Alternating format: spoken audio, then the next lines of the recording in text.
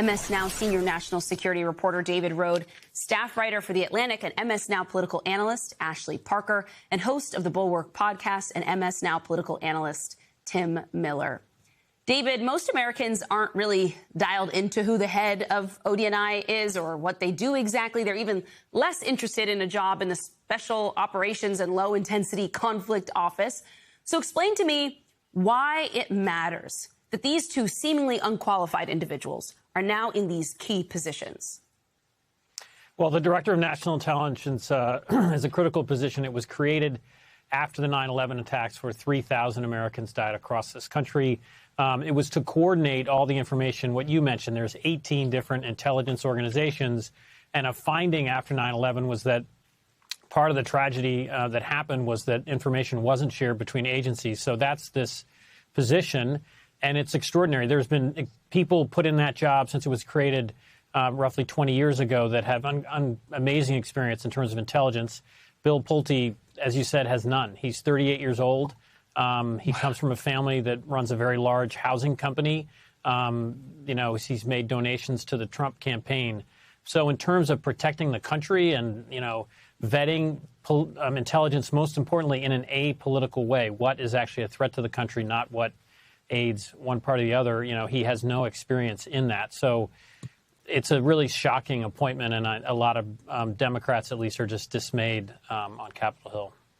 It also seems like he's holding on to his job at the housing agency, two really important jobs you would think you would want one person very focused on. Tim, we've already heard from Senator Mark Warner, who is, of course, incredibly concerned about everything that you just heard David lay out there. I want you to take a listen to some of what he said. I've yet to talk to a Republican that doesn't think this is an outrageous choice. Is anybody going to tell the emperor in the White House that he has no clothes on this one? We'll see. So would you deny the votes on FISA over Pulte? Let's see how things are. I'm keeping all the options on the table at this point. So, Tim, do you expect Democrats to move forward with that move? What you hear that reporter ask him about there is the fight over FISA, set to expire in about 9 days. A lot of lawmakers, although it's controversial, eager to make sure that it holds, doesn't go dark. It seems like it's kind of the only chip Democrats have to play here, since he's just an acting ODNI and he's not actually going to go in front of the Senate. Yeah. Well, I'm encouraged that they're considering playing this chip. This has been something over the first year and a half that a lot of those who are opposed to the administration have been frustrated at times with the way the Democrats in the Senate have not used their kind of limited power, being in the minority. There have been some exceptions to this. I think it was the DHS shutdown following the murder of Alex Preddy and Renee Good demonstrated very real results and positive results, I think, for the Democrats, and make it much harder for the government to fund those agencies who are acting inappropriately. I think this is another case of that. If there are going to be a couple Republicans that, for ideological libertarian reasons, won't vote for the FISA reauthorization, then they need Democratic votes. And I think that it would be preposterous for any Democrats to provide a vote for this administration to expand their spying powers when they put somebody like Bill Pulte in charge of DNI. And look, as you mentioned, Pulte is going to continue his job as head of the housing organization. I don't think anybody really believes he's even going there to do the job of director of national intelligence. When he was at the housing agency, he used the one tool at his disposal, access to mortgage documents, to look at the mortgage documents of everybody that had ever opposed Donald Trump to see if they dotted all their I's, when they signed those documents. And at DNI, obviously, they have access to a lot more oversight, spying powers on Americans. And I think that is essentially the core reason why he's going there. He has no national security experience. They're not going to be asking him for his advice on Iran. Marco Rubio and others seem to be handling that portfolio. He's going to be there solely for revenge purposes. Ashley, Roger Stone has played a key role in all of this. According to Semaphore, he helped basically push him to get into this post. A source that they spoke to said, quote, "He's like a bulldozer. He'll bulldoze the bureaucracy and accelerate document releases and declassifications." What does that signal to you about what the purpose is of this appointment? Well, again, this feels like a very personal appointment. It's been pushed by people close to the president who have a lot of influence. And just to step back for a minute, Bill Pulte is someone who, even earlier in this administration, a lot of, or at least some of the president's top advisors were very frustrated with him. They said he would come in, he would feed the president a lot of ideas that were either not true or conspiracy theories, or that they viewed as simply bad ideas. But he would get in the president's ear in a way that made it harder for his team to control the president. And so now you are just elevating this person who in certain ways functions as, President Trump's id. And it's worth noting that Trump himself is already pretty much pure id to begin with, into an incredibly powerful position. It shows you that Trump wants his people, his loyalists, who are willing to do his bidding in a way that could potentially be quite political.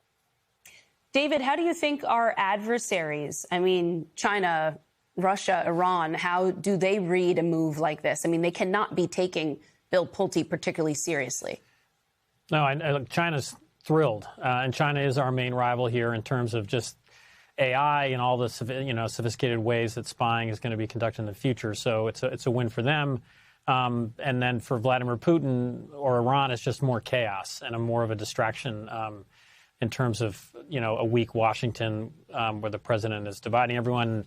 And look, and we talked about it earlier on the previous hour, but, my real concern is about what Bill Pulte will do in terms of the elections this fall. Tulsi Gabbard, before she resigned, had gone down and seized voting records in Fulton County, carried out investigations in other states to prove the president's false claims of 2020 election fraud. And now you have Roger Stone pushing Bill Pulte. And, there's real concerns among Democrats that he'll somehow claim to have intelligence and try to stop voting in blue areas in key states, in, let's say, Georgia or Texas in terms of Senate races, or after the vote, claim it's all been hacked, that another election was stolen. And that's more of a distraction. That kind of division in this country just helps our foreign rivals. So it's, we'll see if he stays in his position and what the Democrats do. There's also just the day-to-day, the big picture and sort of the frightening landscape that you've spelled out there, David. But, Tim, there's also the sort of day-to-day bureaucracy that seems to be crumbling here. The New York Times has this big piece taking a look at the purge of lawyers from all these different agencies. There are nearly 10,000 of them less. Department of Education lost 53% of their lawyers in just 2 years. Department of Justice, about 21%. Is this what draining the swamp actually looks like? And without them, what do we have? Well, obviously not. Look, I just think at a general level, white collar crime is not being investigated basically by this administration. They've gutted the public corruption unit, within DOJ. So that's one element. And then you have, the counterterror element and the other types of investigations that the folks in these offices should be doing to keep us safe. Just to use one example, the Iran experts inside of the FBI all got fired right before we started the Iran war, because they were pulled into the classified documents case. And they were pulled into the classified documents case not because they were going after Trump, but because Trump apparently had Iran war plans at Mar-a-Lago and was showing them off to his foreign friends, the Saudis and the Cougars that show up there to hang out with him. And so you bring in the Iran experts to look into that. So they all got fired. Will anything happen because of that? Who knows, right? Sometimes, you can not put a fence up outside your house and have your house not be robbed. We don't exactly know, what threats are the country's facing right now, but we certainly have gutted a lot of the people that had expertise, that were there doing the work to keep us safe. And, fingers crossed, I guess. Ashley, when you talk to your sources, what do they see in the long-term picture here? Expertise, credibility, these are things that take decades to build for just one team, one individual, never mind entire agencies. So what happens if subject matter expertise, it gets replaced with ideologues, with demagoguery? Well, it depends which sources. So some of the people close to the president say that he is the president of the United States and that it is his right to demand absolute loyalty. But you talk to the majority of people, Democratic, good government experts, Republicans, if they're being honest and they're not, for instance, up for reelection.